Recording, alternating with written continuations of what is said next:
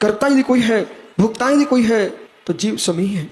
अपने कर्मों का कर्ता जीव स्वयं है, उनके फलों का भोक्ता भी जीव स्वयं है। शक्तिपुर अन्य कोई किसी के कर्मों का कर्ता भी नहीं है, हरता भी नहीं है, रक्षक भी नहीं है, भुगता भी नहीं है।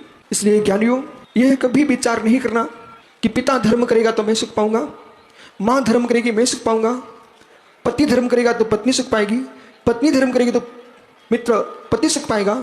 ऐसा संसार में कभी नहीं होता है। जो पुरुष भोजन करता है उसका ही उदर पूर्ण होता है, जो धर्म करता है उसे ही पुण्य मिलता है, उसके ही पाप का क्षय होता है। जो जीव तपस्या करता है वह कर्मों से मुक्त होता है। धर्म पराश्रयी भाव नहीं है, स्वाश्रयी भाव है। कोई यूं सोचे मैं दूसरे के निमित्त से हिंसा कर रहा हूं तो उसे फल मिलेगा। हे मित्र, हिंसा कर्म आपने किया है, आप हिंसा के पूर्ण भागी होंगे। अशुभ करोगे तो अशुभ ही प्राप्त करोगे, शुभ करोगे तो शुभ को प्राप्त करोगे। यह त्रैकालिक सिद्धांत है। भगवान के नाम पर, परमात्मा के नाम पर भी यदि आपने हिंसा कर्म किया है मित्र, उस फल को भी आपको ही भोगना पड़ेगा।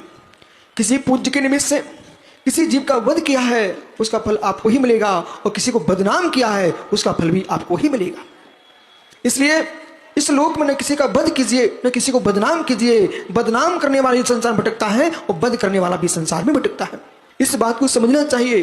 कोई भी आपका निमित्त मिला, गृहस्थिक, धार्मिक, राजनीतिक, आपको गुस्सा आ गई, कसाय भड़क गई, आपकी क्रोध, मान, माया, लोभ, कोई भी कसाय आई है, आप ये मत सोचना किस निमित्त से मेरे लिए कसाय आई है, उस निमित्त को बंध नहीं होगा, बंध आपको होगा।